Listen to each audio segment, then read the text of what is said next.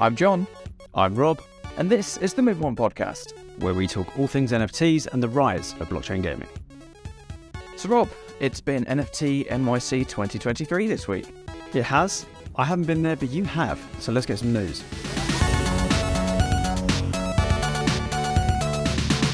So Rob, I've been in New York City all of this week. How have things been across the pond, first of all? Rainy, boring. Certainly not New York and NFT.NYC. Although, I'm diving straight in there. I haven't seen as much media coverage this year as I did last year. Because I've been trying to keep an eye out for things we can talk about. But I know a lot's happening from people talking on Twitter and stuff. Yep. But in terms of big announcements, I've seen a few, which I'm going to leave you to bring up. But yeah, is it quieter there, or is it just the media coverage is a little bit quieter? We're in a deep bear. It's definitely quieter than last year. Okay. I think last year had about 15,000, 16,000 attendees. I'd say this time around probably 6,000 to 7,000. Right. So it's markedly quieter, but I think the best way to explain why that isn't a bad thing is I saw in a Telegram group someone had said that yes, there's less people, but there's way less, crypto bros and speculators, and it's far more builders and actual companies and people who are wanting to build on the tech and take the space forward. So it's been, whereas last time it was just a hodgepodge of, blue chips and people trying to shill their new PFPs. This time it's been, been way more actual projects doing some really cool things. And that includes some blockchain games, which have been, I think, my most enjoyable part of my time here.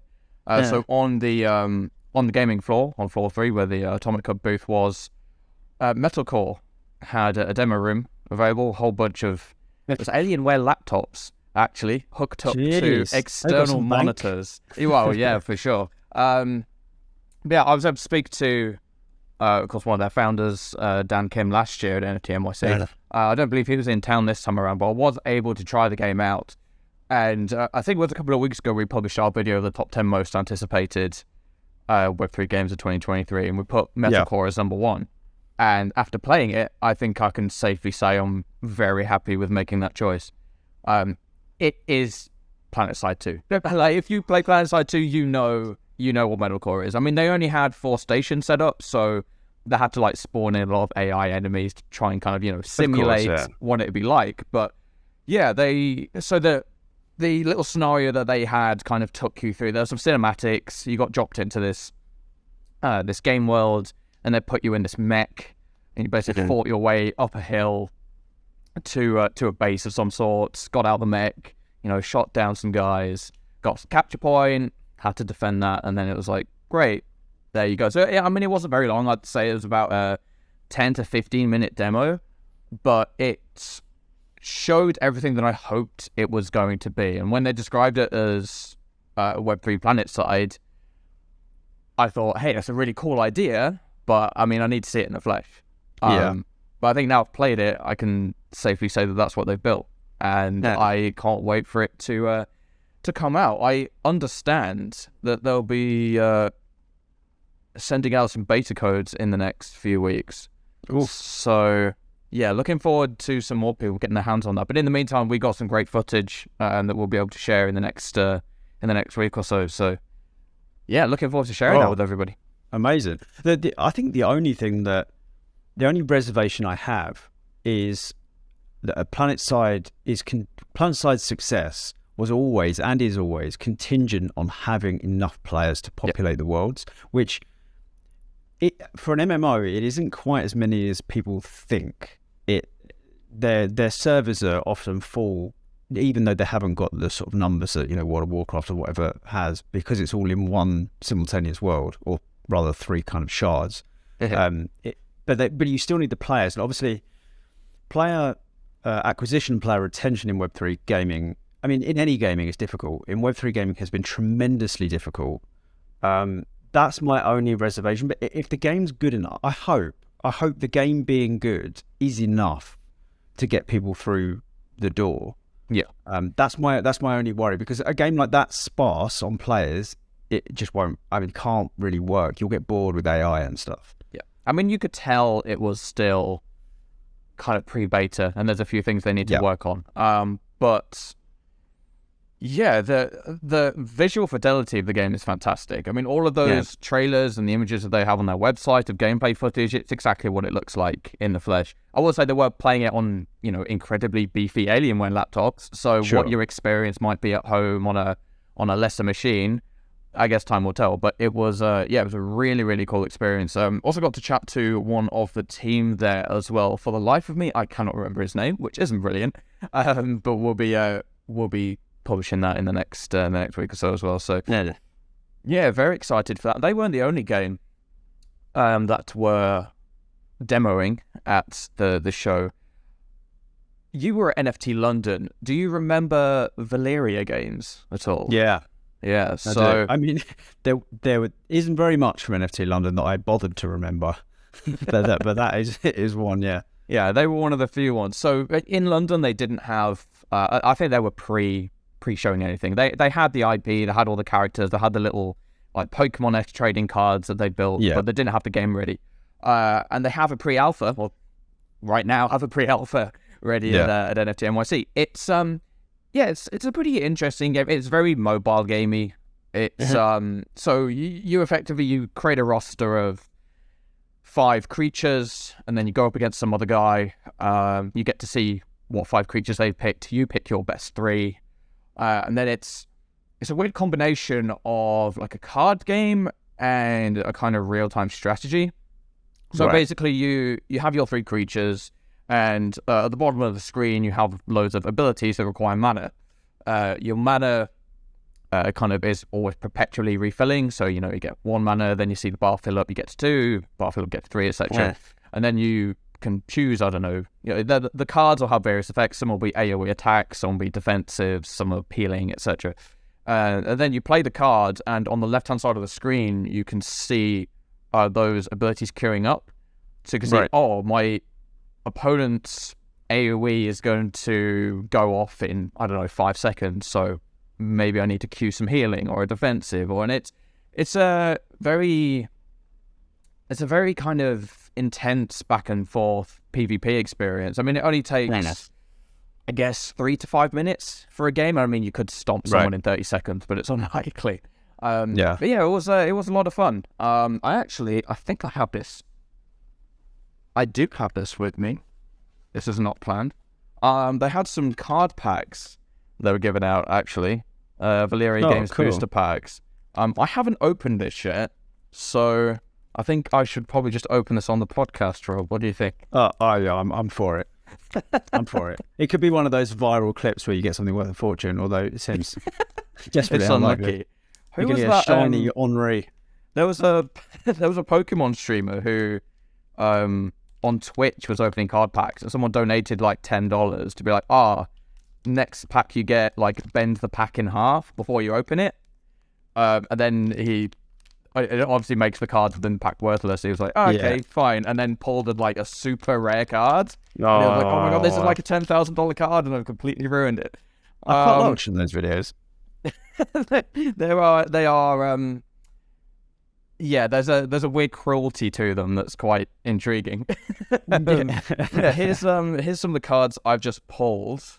So yeah, you can tell they are very, very Pokemon-esque. Yeah. So Voxel there. I have no idea if any of these are any good or not. Oh, that one's a shiny. That probably isn't coming up on the... cards actually look kind of nice. Yeah, the cards are pretty cool. There's I don't even know what I would describe. That's like a green goat. There's definitely Pokemon vibes. Oh yeah, absolutely Pokemon vibes. That one looks kind of cool. Another kind of shiny one there. And that thing. So yeah, look at the cards.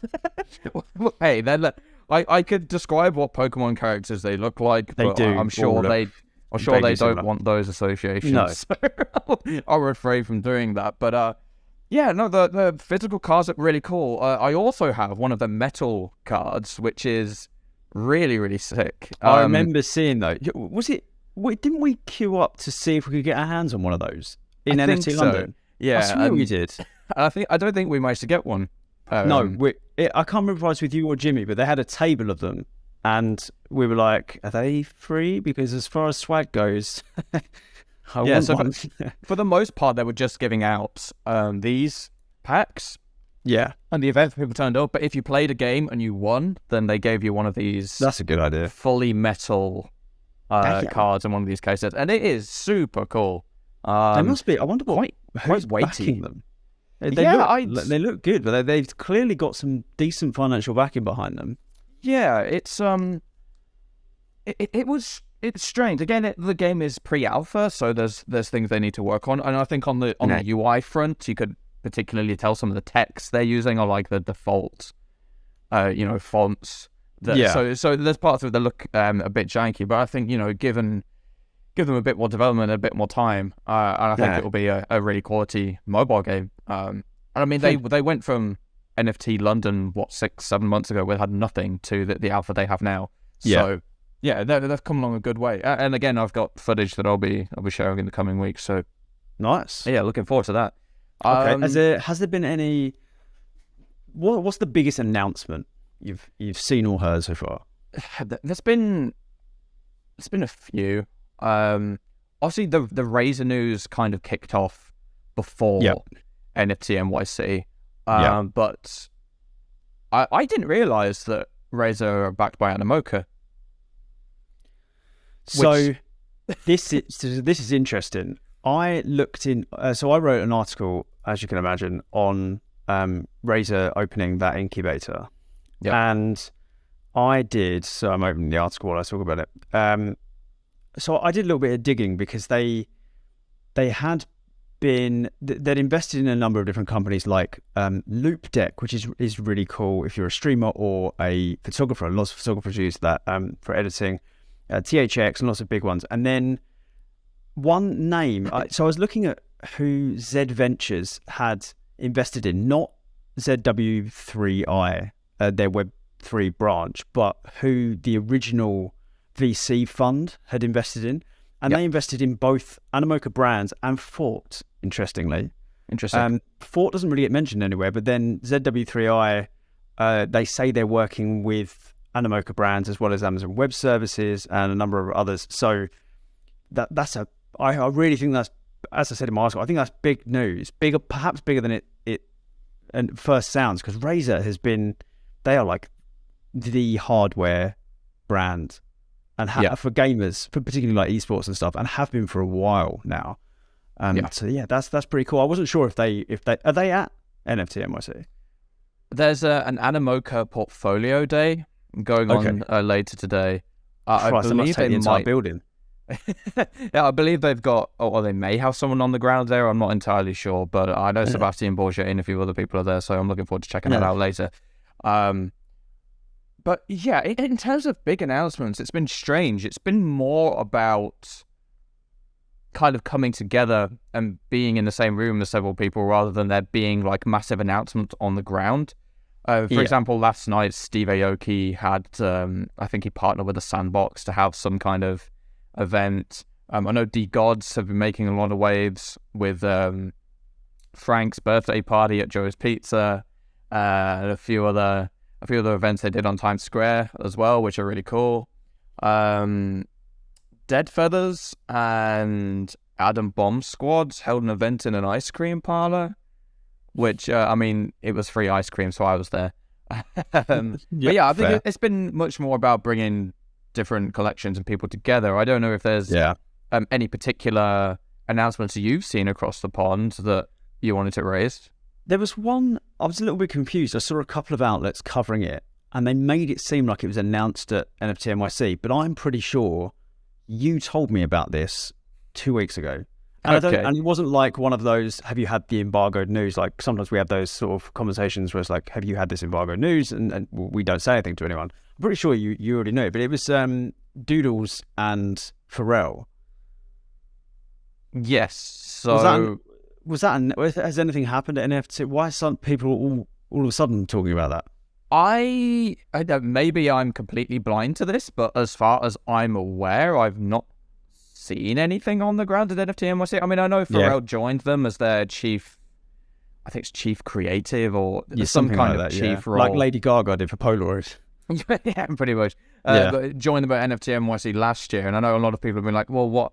Well, they had this big announcement of him joining the team, and then nothing really followed up. But they were kind of assuring that Pharrell was still helping them and still working them, but it's not like Pharrell's going to come in front of the camera every single day and be like, yeah, I'm doing this cool Doodles. My God, that would be the amount of publicity that would bring. It's probably one of those situations where one media outlet says something and then all the other media outlets jump on the story. But it was just weird because that's one of the few things that has been circulating. And it just doesn't even seem that relevant. But like I said, there haven't been these huge, like GDC was every 2 hours, I was like, oh my God, I've got to write another article. This is insane. Like the stuff that was coming out. Whereas this year it seems, and that was the same for last year for NFT.NYC. This year it feels a bit quieter, and I think that's a good reason that now it's a more concentrated audience. Well, I think if you think about the biggest pieces of news from NFT.NYC last year, a lot of them happened at side events rather than the main event. That's true. And the biggest one was arguably Pharrell becoming a part of Doodles. Like it wasn't, brand new game, brand new protocol, anything huge. It was just, hey, popular man joins NFT collection. Sure. So there's been less side events from the big blue chips this year. Ape Fest isn't happening in conjunction with NFT.NYC this year. As far as I'm aware, Doodles aren't here. They don't have any official side events anyway. Cool Cats isn't here. Deadfellas, I mean, they met up an ice cream parlor and they're taking a photo outside the NFT wall in Brooklyn later, but they're not doing anything huge. So, it's been, I would say it's been much more of I don't want to say a developer conference, but a Gamescom where the first 2 days are for business and then you have the consumer floor for that. It just feels more like a typical kind of businessy conference. I mean, obviously you have, several thousand attendees, and the artist village they've got up there is interesting. I think that's the best way to describe it. When they said they were going to have 1,500 artists exhibiting in an artist village, I expected to see more than 8 screens in a massive room, but there we go.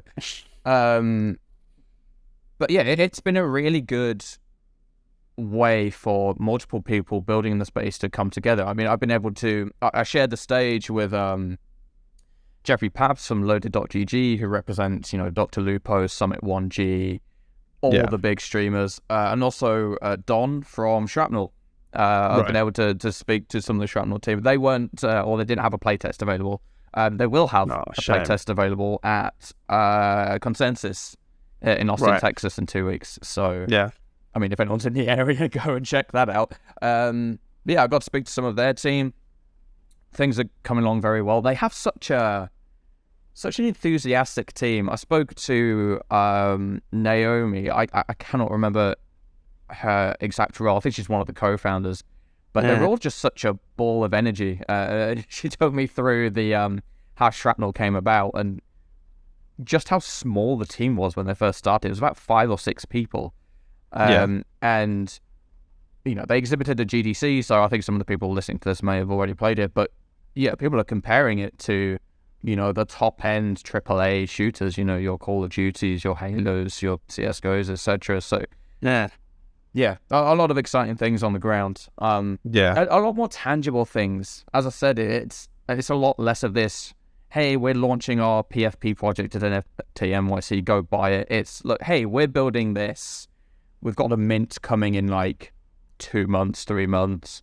But this is what we're building, and this is what you can believe in. This is what you'll be a part of if you follow our journey, which is much more of, I think, what we want from an event like NFT.NYC than just speculators and mints. So, definitely. I think there's 2 points off that. One is that when you say, this is kind of more of a business conference, that sounds bad. It sounds kind of boring, but but those first 2 days at Gamescom were anything but. They were absolutely amazing. Look, just incredible. It really is way more valuable when you get the right people in. You don't have to kind of separate the wood from the trees, so to speak. The people that are building, the people that actually care about what they're doing are there. And in typical fashion, I can't remember my second point. So when you'll I have to say agree on when I that. say business, it's not like suits and ties and boring No, people. of I mean, course, of course. it's just a load of, you know, really cool people who genuinely believe in Web3 tech. You know, whether they're working in the space or just interested. It's a lot of people that just want to figure out what's coming next. Oh, that's what I was going to say, actually. So you said about tangible. I knew I'd get there, but I'll find my way back. You said about tangible. It's a little bit more tangible. Like there's more solid stuff there to look at. Yep. And I think the reasons for that's kind of twofold. Like we're so deep into the crypto winter that that you have to have something to show. And as a kind of a consequence, I don't think you can really succeed. You probably can, but very, very difficult to succeed in the space with hopes and dreams and hype. Like you used to. You used to just be like, here's a roadmap. Oh my God, there's so much money being thrown at me. What do I do? Yep. Whereas now, I think a mixture of people being a bit jaded with that kind of stuff and projects dying out. Like I saw a stat the other day that something like 21% of all Web3 game projects that have announced as in development have ceased to exist. Wow. And that's in what, like 4 years, 5 years max. Yep. So I think people are a little bit jaded with that stuff. And you just, you can't, I don't think you can turn up to these sort of events and be like, so what we're thinking of doing, because everyone's just like, oh Christ, it's another person that's just got some wild dream and no funding. Yeah. So I think generally I'm glad it's like that, to be honest. Yeah, for sure. And I was lucky enough that I was on stage. My panel with Jeff Pabs from Loaded and Don from Shrapnel was the very first talk on that stage for at the conference. So I mean, it was pretty packed, which was good to see. Oh, nice.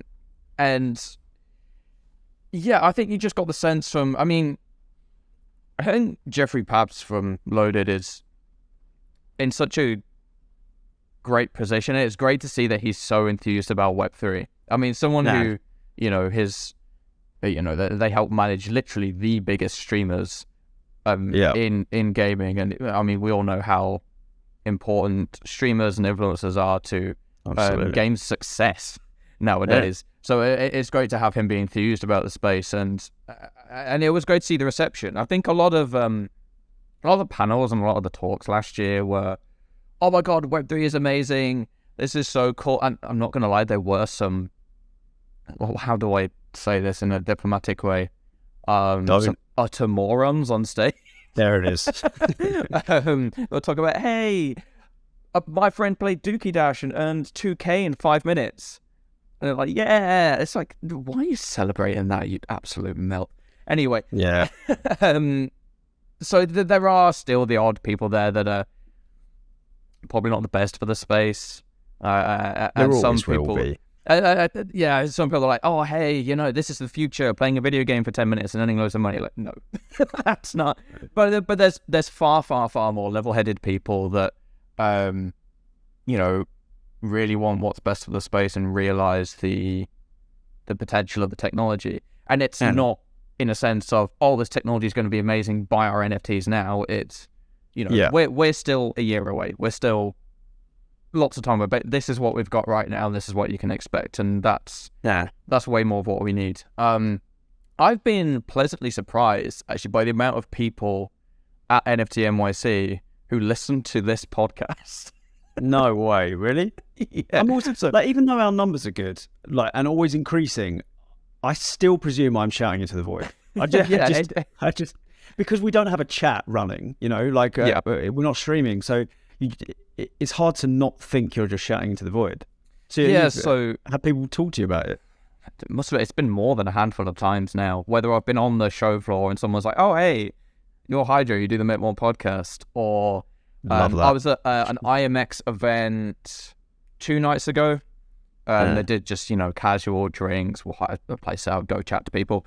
And the amount of developers and other influencers in this space are like, oh, hey, you do that podcast. And I have to give him a shout out. Icy, who's an influencer of the space, he hosted the Web3 Gamer Awards last year in Miami and a few other bits and pieces. Nice. He came up to me, I got chatting to him for about 15 minutes. And you know, sometimes when people come up to you and say they know what you do and you're kind of skeptical, you're like, do you know me? But he was like, I just started talking to him. And then he starts going, I'm Rob, I'm John, and this is the MetalCore podcast. I'm like, oh my God. So yeah, it's been really, really cool. Yeah. And it's nice to see that. I guess we're reaching some cool people in the space. That's all I can say. Do you know? On this note, I can't remember who it was, and I don't think I'd want to name them anyway. But there is somebody at a Web3 organization that's reasonably famous in the space, like decent, and they said when we were just like introducing ourselves, they were like, "Oh, I'm a big fan of the Mint One podcast." I went, "Oh, thanks, like, that's great." And I still, you probably just read my email signature, and it's lovely that you would do that. Yeah, sure. And then they brought up a reference, and I had to stop myself from going, right, I need to run a few tests here. Like, how many episodes have you listened to? Did you actually tune in every week? And I thought, well, that makes me sound so small time. Like, we have listeners. Why? Like, I'm so surprised. You got to remember, the Web3 isn't that big, really. Yeah. Like, particularly like blockchain gaming. Obviously, it's a big part of what we do is blockchain gaming, and then NFTs. If you narrow that down to the audiences that have been here for a long time and are still here, it's probably quite small. Like, if we got that sort of reception in the height of the bull market, I think we would be absolutely killing it. Yeah. But right now, exactly, it's just a mirror of what's happening at the event. The people that are still around are the people that really care about the tech and are trying to build stuff. But I don't think I'll ever get over someone going, "Oh, I listened to your podcast." I'm like, "Oh, that's awesome." Yeah, it is so strange because I mean, it is all too easy, you know, with us both being in media or in any media, quite frankly, whether it's, you know, you with photography or me back when I used to write fashion stuff. It's way too easy to just be like, "Oh, that's just a number." You know, it's very difficult to picture, for example, 10,000 readers as 10,000 people. And picturing them like sat in a stadium or on a thing, it blows your mind. It's once too you abstract. like that. 100%. Do you know, on the photography front, this is a little aside, I've only ever once been noticed, like been recognised as a photographer and a writer on photography. And it was during the middle, have I told you this? But during the middle of lockdown. I don't think I've ever said it on the pod. I don't think so, no. So it was during the middle of lockdown, and I had to get my shopping from a drop-off point where they put it in the boot of your car for you. You just drive up and they put it in the boot of your car. Yeah. And so I drove up to Sainsbury's, and it was like 10, 15 miles away because it's the only one I could get a slot. So I drove for ages. They put it in the back, and this guy is like signing the receipt to say it's all been done. And he goes, "Robert Baggs?" And I went, "Yeah." I was thinking he's going to go, "Oh, I went to your school." And he went, "The photographer?" I went, "Shut up. Like, you're definitely one of me." He goes, "You write for F-Stoppers, don't you?" And I'm like, what is happening? He's like, "Oh, I read it every day. Like, I love it." And I'm like, I mean, I'm not equipped for this. I'm the person interviewing people that get recognised. Like, it's so jarring. That's our numbers have been improving, and it's just so great. So if you're listening, please reach out to us and just say, "Hey, I listen." It might sound like, why would I message someone? Like, what am I expecting in return? We'd just be pleased if you did that. We'll say hello back, I promise. There's been a few people asking after you as well. I know, you know, when I chatted with Icy at the IMX event. We talked about the podcast briefly, and then I saw Michael Sanders from Horizon Blockchain Games. He's everywhere. Got an interview to camera with him, and you know, after we'd done the interview, I was like, "Oh, hey, where's Rob? Is he here?" I was like, "No, unfortunately not." But that man must not sit still. If you look at like every event's Twitter, every event's LinkedIn page, he will be on some stage or in front of some camera somewhere. I don't know how he does it. He's cloning himself, I'm telling you. Yeah, I mean, he was on stage at the event this year as well, you know, talking about everything that's going on at Horizon. And yeah, we've doing loads of stuff. Yeah, for sure. I mean, they've got the Sequence wallet. They've got a few other bits and pieces they're working on. Of course, with Skyweaver, I believe they're releasing their 2023 roadmap. Yeah. In the next week or so. So, you know, we've got that to look out for. And I mean, I've talked far too many times on this podcast about how great I think Skyweaver is. Yeah. I don't know if I need to go after banged that again, drum. But yeah, I mean, if you haven't played it, go play it. But yeah, it's been a very different experience. I mean, there's still a lot with NFT.NYC that perhaps isn't the most community friendly. Right. But you know, there's a lot of people that say, "Hey, the ticket prices are too much," and they are.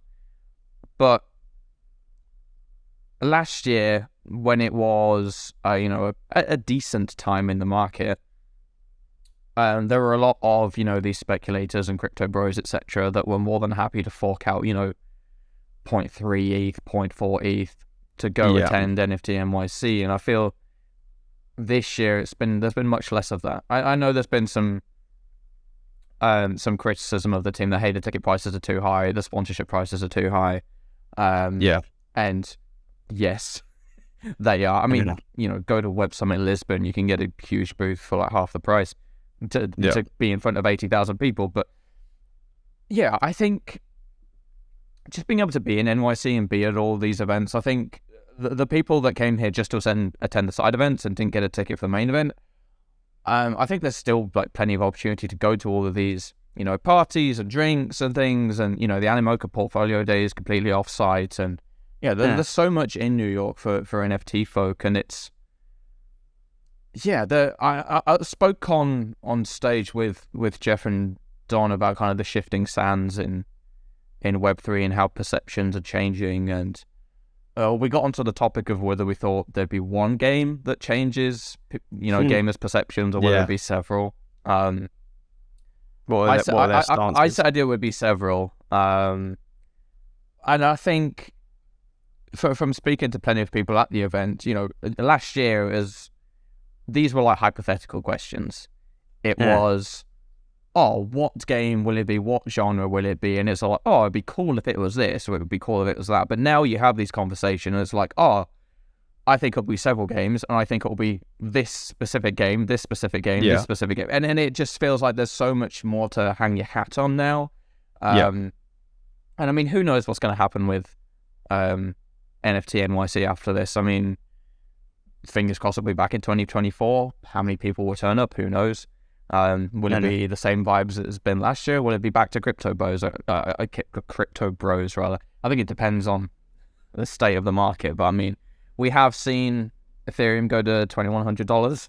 Yeah, this week. Bitcoin's north of 30,000. Yeah, probably down to the Shanghai upgrade, but I'm not an economist.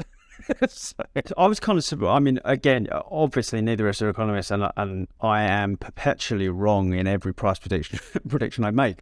But I thought we might see where people can unstake their ETH, the validators can unstake their ETH. I thought we might see a little bit of a dip where they sell it off. And I know Ethereum were monitoring the distribution of that, so not everyone can unstake all at the same time and flood the exchanges. But I thought we might see a little bit of a dip, but again, wrong. I might have to make an informed opinion. In future, I'm going to make informed opinions. I'm going to present all my evidence, and then I'm going to do the opposite. Because I feel like I'm a reasonable guy who comes up with reasonable opinions that are just wrong every time. So if I'm going to be wrong every time, I can be right every time by just going in the opposite direction, I guess. Doing the whole inverse Jim Cramer thing. I don't know if you've seen that. Yeah, exactly. There was a tweet he put out literally, I think it was 2 days ago, saying, Boeing is a great company or a safe investment or something. Then literally later that day, there's an issue with Boeing 737 Maxes. They need to replace loads of parts, and the share price is going down. Share price tags. Yeah. Oh man. Steve Aoki's so what have you got left, by the way? What have I got left? So today's the last day of the conference. If like any conference, it's probably going to be less busy than the first 2 days. But there's the Animoca Portfolio Day, as I've said. There's some boat party later. I don't know if I'll go. This was a boat party. So there's a few more little interviews and things I want to pick up. But the amount of really cool people I've been able to speak to and get them on camera and showcase some of their games, it's been really, really cool. Not just MetalCore and Valeria, but I mean, IMX had a fantastic booth at their stand. They didn't have, I say they didn't have any games to play. They did have a game to play, but that's because they got one of these old 8-bit cabinets, and IMX branded it, but you were still just playing 8-bit games. I mean, it was kind of cool, but there was a game called, I think it's part of the Polyland development team. They had a game you could play called Revenge Zombies, and what it looked like to me was have you played Fallout? Like Fallout 3, Fallout New Vegas? Yeah. Yeah, so when you go down into a bunker and you have like steps going down and you can go left or right, or it looked like one of those environments, but there were zombies and you shot them. When you shot them, you earned a particular token. Gameplay was fun. I don't know how I feel about the whole like kill to earn side. I mean, we've spoken to Grant on the podcast before about kill to earn and undead blocks. I think you need to build as long as the game's good, then the whole like token side of those kinds of games is just an addition rather than something is the sole drawing factor towards games like that. So yeah, we'll see what happens. A few games, generally, I'm completely with you. Generally, I think it's probably not going to work because the more players you get in, the less the token will be worth. And it seems like although even if it's restricted on supply, I think it's still kind of like an inflationary model. It's a bit strange. And if you deflate it, then you have to change the reward per kit. I don't know. So it just seems a bit simple. Like it's not really exploring it. However, I do like what Fractal and EV.io have just started doing with their monthly tournaments, where you get. Have you seen any of this with the proof of play NFTs? A little bit, yeah. So they're the top 10% of players every month will be awarded their top level proof of play NFT, and that is also an access pass to a tournament where the amount you earn per kill of other players goes up like 10x. I think it's over 10x. So and there's a prize pool of $5,000, and it's like something like 2-hour game. And anyone with this platinum pass who were in the top 10% of that month can join, and you could just play for 2 hours and earn, a decent amount of money. I think that's quite a cool way, because obviously you're never going to make a fortune, but if it's a game you really enjoy and you play a lot, you're probably going to be in that top 10%. Or if you're not, you get a gold pass, and you can combine 3 gold passes for a platinum pass. So then once every 3 months you could join that tournament, and then the top players across each tournament get to play in the ultimate end of year one, which has some utterly ludicrous prize pool where you can make genuine money. I quite like that, because it comes back to what we've discussed before, where I want to see play to earn as merit based. If you're a good player, you deserve more rewards than a terrible player. And I don't like the whole games starting to pander to bad players, trying to make their experiences good. I think it's actually a bad thing for the bad players as well, because there should be a little bit of a hierarchy to it. Yeah, I mean, as much as Dookie Dash splits people's opinions, the fact that the best player won the most valuable NFT isn't a bad thing. No, I like it. Perfect. Yeah, that's ideal. That's how he really did make quite a lot of money from a browser game. Yes, but he did. I'm not sure we could always replicate that, but if you look at it's merit based. Yeah, I mean, if you look at, he is an esports pro. He plays Valorant for not Valorant, sorry, Fortnite for a living. But if you look at, I don't know, let's say Na'Vi, if they win a CS:GO major, every player probably gets 250k. They don't get 1.6 million. But hey, there we go. We could easily, we could replicate that in blockchain. I'm writing at the moment about blockchain and esports and how it can infuse that, and I think it's really exciting, because I think we'll see more money available for esports. So that's cool. Dookie Dash is, I think calling Dookie Dash an esport would be really, really stretching my definition of it. But I think it really did show that game was quite well designed, that a top player can get the top prize, because it means there was skill element to it. Which should be the case. It wasn't just a random. Or it was rigged. Or conspiracy theory. Absolutely not rigged. Don't sue me. Oh, man. Well, I think the 2 trends that I've seen at NFT.NYC that I haven't quite touched on. One is the amount of projects that are on ETH that are looking to move off ETH. Whether that's a layer 2 or to a new layer 1. Atomica, we're a gold sponsor of the event. We have a pretty cool booth on the 3rd floor. Go check it out. Or hey, if you were there, send me some pictures of you with the team. It'd be cool to see. But yeah, we've spoken to quite a few projects that are like hey, gas fees are a pain in the neck.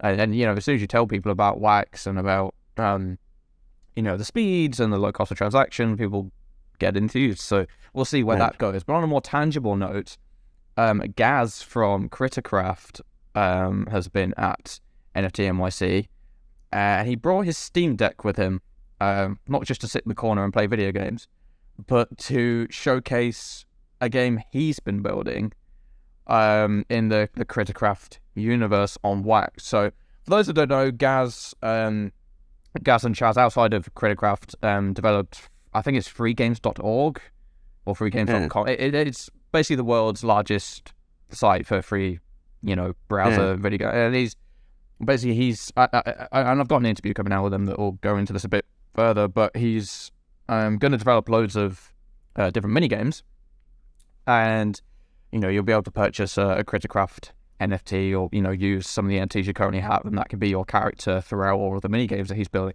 But they're really high quality. Like, obviously it's not on MetalCore fully 3D environment, but in terms of like a 2D very fun casual game to play, it blew a lot of the other games exhibiting at the event out of the water. Really?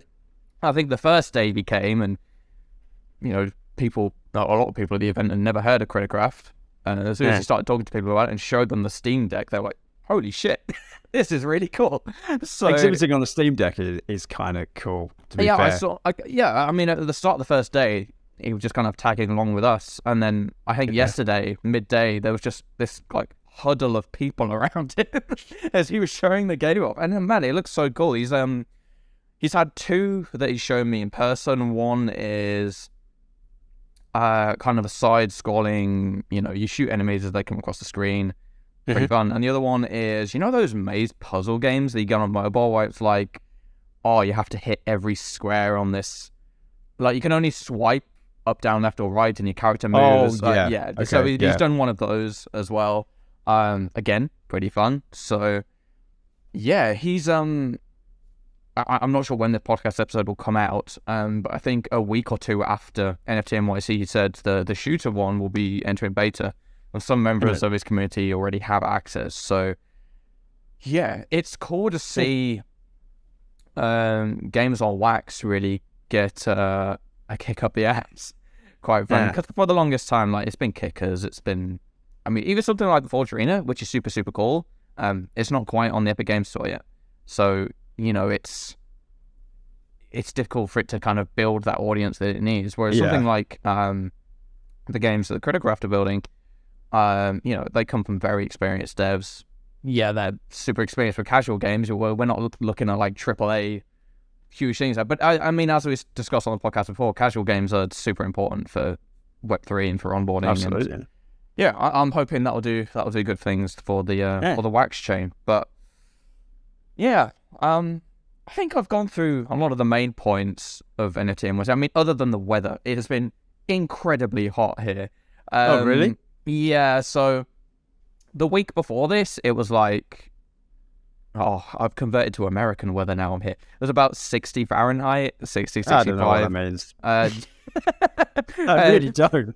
And I know. Oh, well, 100 Fahrenheit is like 38 or something, right? It's like high 30s. Okay, right. Yeah, so that's crazy hot. And this week it's been 90, 91, 92 pretty much every day.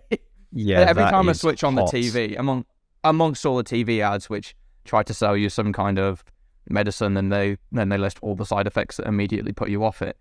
It's been like, record heat. There's been like fires going on. It's been crazy. Good God. So yeah, it's been nice to be in some air conditioned conference halls.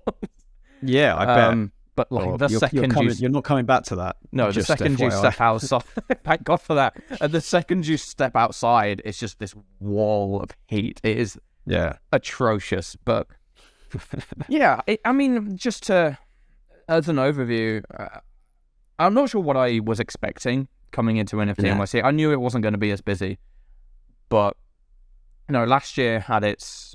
I think it was a lot more about just art and PFPs and stuff that is cool, and I love art and PFPs, but it's not or at least I don't think it's going to be what drives blockchain tech and Web3 to the promised land, so to speak. And this year we should collaborate on an article about that.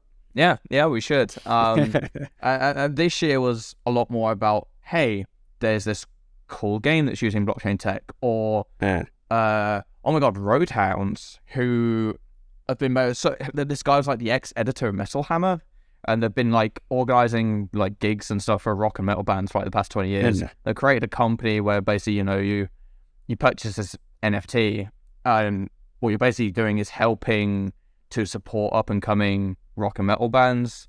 You get access to their concerts and stuff. So there's stuff like that. Cool. Even the collections that maybe are a little more on the artsy side are doing more interesting things.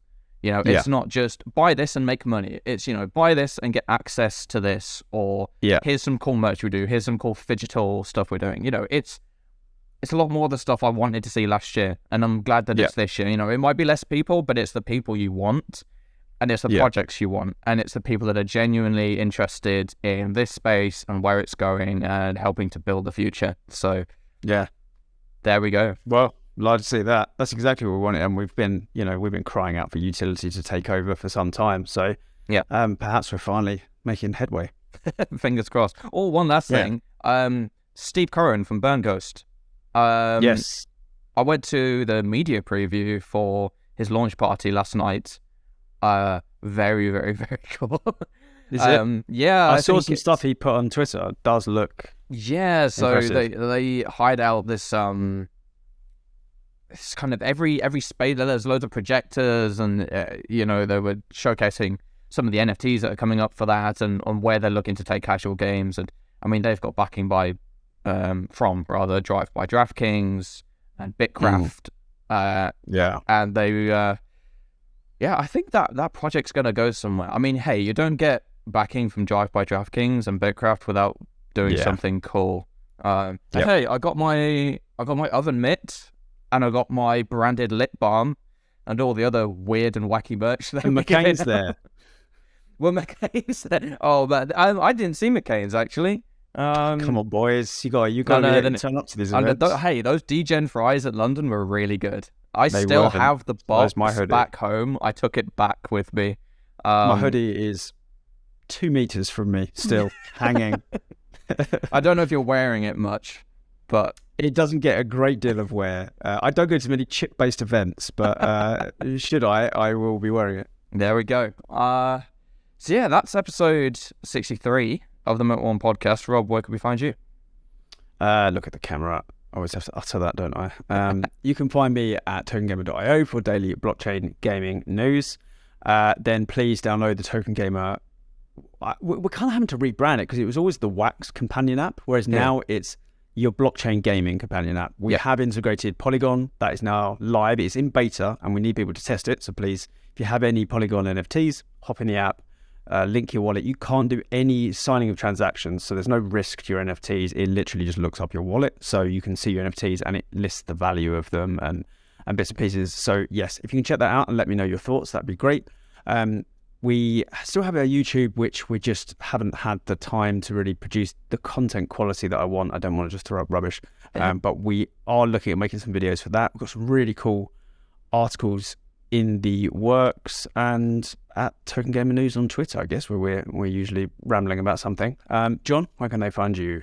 Awesome. So for the latest news in blockchain gaming, NFTs, Web3, all that good stuff is nftinsider.io. We're going to have tons of coverage over the next at least week, probably more than a week, with all the highlights and interviews and gameplay footage and all the stuff we've been able to get from NFT.NYC. So look forward to that. For me personally, it's at Hydropowered, HYDROPWRD. On Twitch, Twitter, Instagram, and every other platform under the sun. Twitter's the best one. Let me, if you're listening to this right now, go to Twitter and let me know your favorite blockchain game. Just at Hydropowered, and then just tweet it out to me. I always love to know who's listening to the pod. So yeah, there we go. Yeah, that's it from me. So cool. Episode 63. Get back out into the heat. Yeah, oh god. Yeah, I literally, as I finish recording this, I need to go over to the North Javits centre to get a few last interviews and hop over, get Sebastian Bourget later. I've got some meetings as well, which is super fun to fly around the world for meetings, but there you go. So yeah, a busy day ahead. So looking forward to Enjoy it. But anyway, episode 63 of the Mint One podcast is in the books. If you're listening on YouTube, subscribe would be fantastic, and just comment with your thoughts, who we should interview next, what you want us to talk about, all that good stuff. If you're listening on Spotify or Apple Podcasts, a 5-star podcast review would be great. And yeah, follow us at Mint1Pod on Twitter as well. That's it from me. So Yeah, that's everything. Thank you very much for tuning in, everybody. And we hope to see you again, you tune in again, whatever that word is meant to be. Yeah, no one listens. It's fine. Everyone's tuned out by this point. Next week.